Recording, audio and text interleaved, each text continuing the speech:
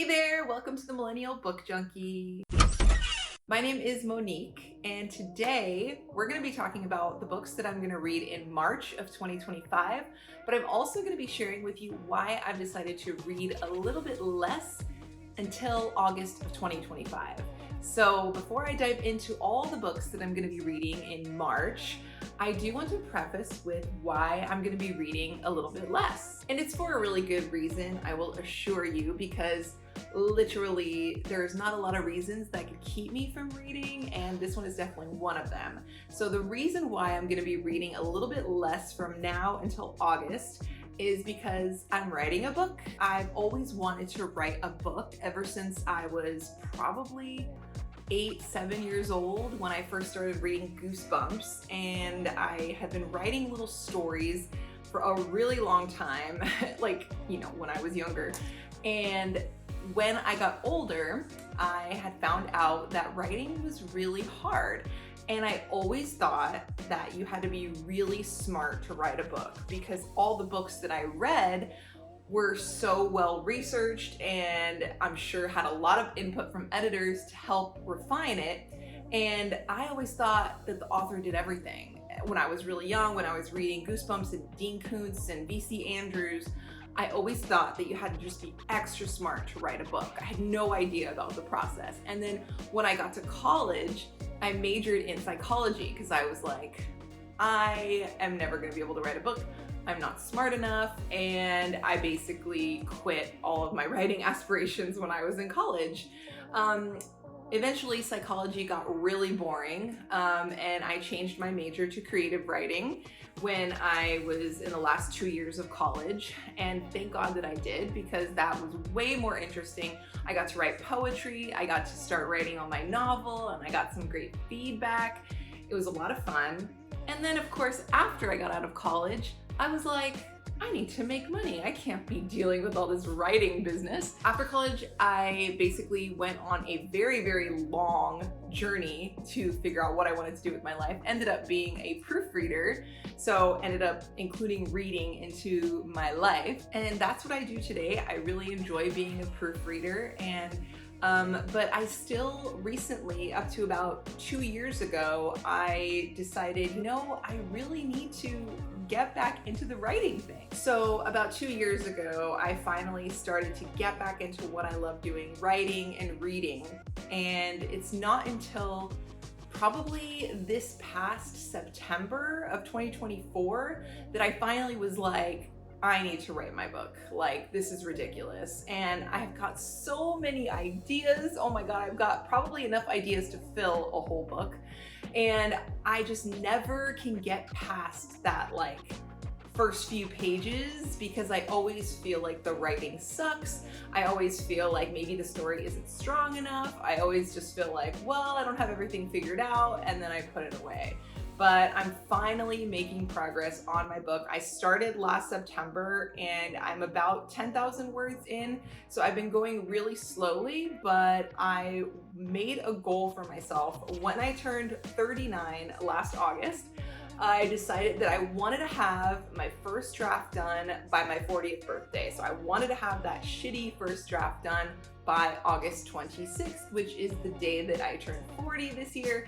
So even though the last few months I've been a little bit slow in getting that going, I realized that I need to get moving and just write the draft and get it done. It's something I've always wanted to do. So I am finally writing it. And like I said, I'm 10,000 words in, but the thing is also, I work some long hours sometimes, and I need to prioritize how to fit writing in.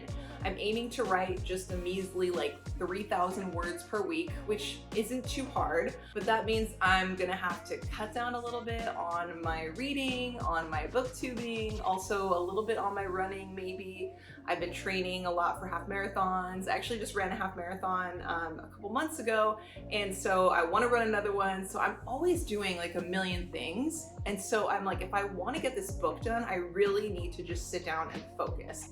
So I'm going to be reading a little bit less, like I said. So my March TBR is only going to be 4 books, but that's actually not as little as it probably could be.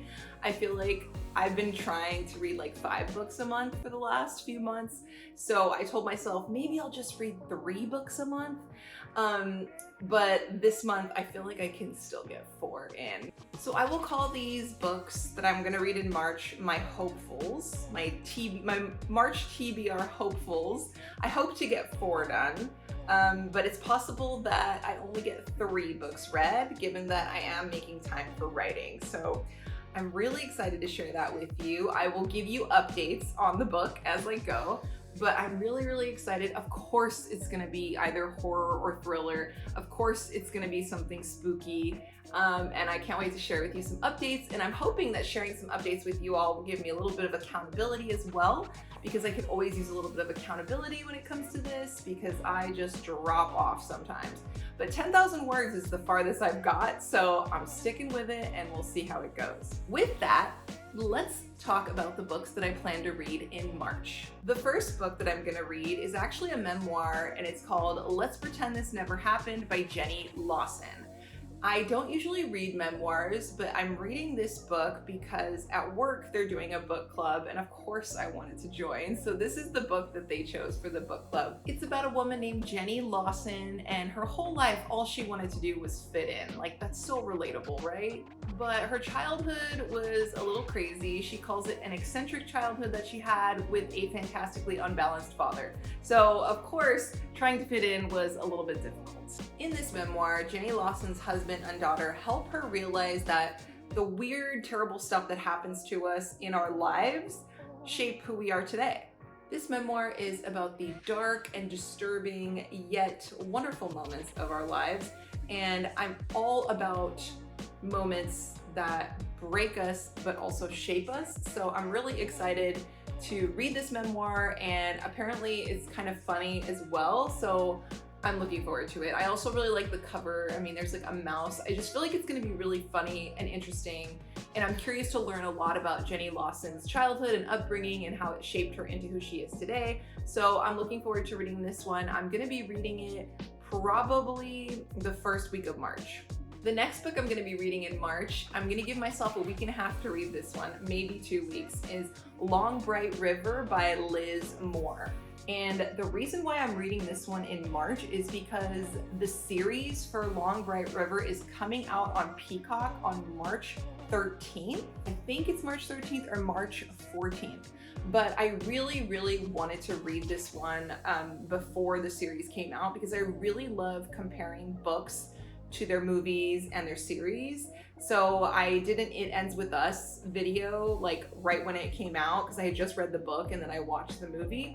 So I'll link that one up above, but I really like comparing books to movies and series. So that's like my main reason for wanting to read this one right now, just because I think a friend of mine told me she was reading this a few months ago, and then she sent me a link that this one was going to be a series starring Amanda Seyfried, and I'm like, I really want to see that. I believe it's coming out on Peacock, and when it airs, they're gonna drop all the episodes that day. So basically I'm gonna binge watch it for like 2 or 3 days, and then I want to do a video on it. So I want to read it and then watch the series. So for those of you who have never heard of this book is about 2 sisters, Casey and Mickey. Mickey is a cop. Casey is unfortunately dealing with addiction, and she lives on the streets. When her sister Casey eventually goes missing, Mickey, of course, is dropping everything to save her and find her, because a lot of other women, or I don't know if it's women, but other people are disappearing at the same time. And so Mickey thinks there might be a correlation, and that her sister is abducted by these same people who are killing these other people. Also, Mickey has a son, so that always makes things a little bit complex, because now she's dealing with, protecting her son, and then also really curious about finding her sister. The book jacket basically says that the story goes from like present day Mickey trying to find her sister to like the past and Mickey and Casey's upbringing. So if it's anything like the drama that was The God of the Woods, and if the character depth and development is anything like the characters in God of the Woods, I know that I'm gonna love this. I am really excited. I have missed Liz Moore's writing, and this of course looks to be a pretty large book. So I'm hoping that I can get through it in a week and a half, because I'm starting it, I think like the 6th maybe the 5th, and I want to finish it before the series drops on the 14th. So wish me luck. I'm really curious about how this one is and how it relates to the series. So really fun stuff. The next book I'm reading in March is Listen for the Lie by Amy Tintera, and I know you know which book I'm talking about. Most of you watching this have probably already read this book. I have heard so much about it. It is on so many book lists of people who are saying it was one of their top books of 2024, and my sister really liked this book too. She actually listened to it on audio, and she said that was just like such a good audio book. So I am probably going to listen to it on audio. I don't own this book, but I am going to check it out on Libby and listen to the audio. I'm so excited. It's basically about these two girls in Texas, Lucy and Savvy, and one of them ends up murdered. I believe it's Savvy, and Lucy is found covered in her blood. Lucy ends up moving to LA to start a new life, but eventually a guy named Ben Owens, host of the podcast Listen for the Lie, decides to investigate this murder and bring it all back to the surface. And of course, Lucy is brought in to solve this murder, which she believes that she did. So it sounds really interesting. I have only read a couple, I've only read one book where like after a while some podcaster or YouTuber comes back and starts investigating a case and opening it wide open, and that was The Secrets We Buried by Becca Day. So that one was interesting. I like the concept. I haven't read too many podcasty true like murder crime fiction books, but I'm really excited about this one because I love good twists. I love trying to solve a murder. If you give me a story about a missing person, I am just down a rabbit hole. So I'm really excited to read this one. I'm really excited to listen to the audio, and I'm even more excited to read it because out here in LA, there is a walking book club going with, I think the group is called The Preoccupied, but they do walking book clubs with the authors. And I was supposed to actually go do a walking book club to see Laura Dave, but unfortunately the fires happened that week. But anyway, they're doing a walking book club with Amy Tintera. So I would love to meet Amy Tintera. I've heard so much about this book, so I want to read this book, and then I want to go on this walking book club towards the end of March and meet Amy Tintera and have a discussion with the other people in the book club about Listen for the Lie. So that was the main reason why I chose this book in March, because I'm gonna get to meet her. So I'm like, I want to read this book. Everyone's talking about it. Yes, sometimes I organize my reading around the events going on around me. I actually love that. I think that's really fun, because when am I ever gonna read Listen for the Lie? I don't know. Like, it's like all the other books on my shelf where I'm like, I'll read it eventually, you know? So I'm glad I have the opportunity to read it now and to meet her, and I'm so excited. The final book that I may or may not get to, depending on my writing schedule, this month is The Only One Left by none other than Riley Sager. And like I said, this is another one too where I feel like everyone has already read this book, but I'm really excited to read it.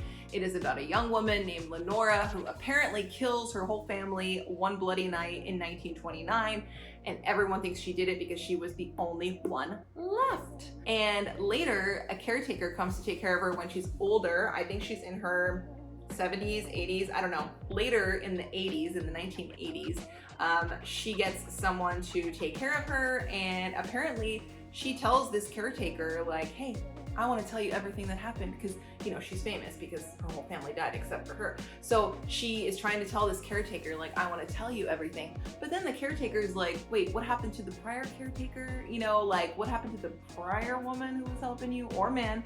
And then she starts probably trying to figure out stuff about Lenora, and maybe Lenora isn't 100% telling the whole truth.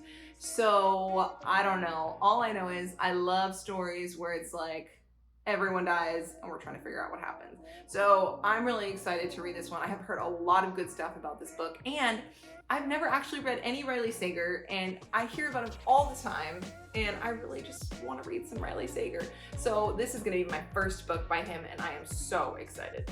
And that's it. Those are all the books I'm going to read in March, or I hope to read in March. I'm not sure, but I will keep you posted, and I will keep you posted on my writing. Also, if you follow me on Instagram at Monique Muro, you'll see a lot of updates that I post about my writing journey, also just about books that I love. So follow me there if you don't already. And don't forget to like and subscribe if you like this content, and I will see you guys later. Bye.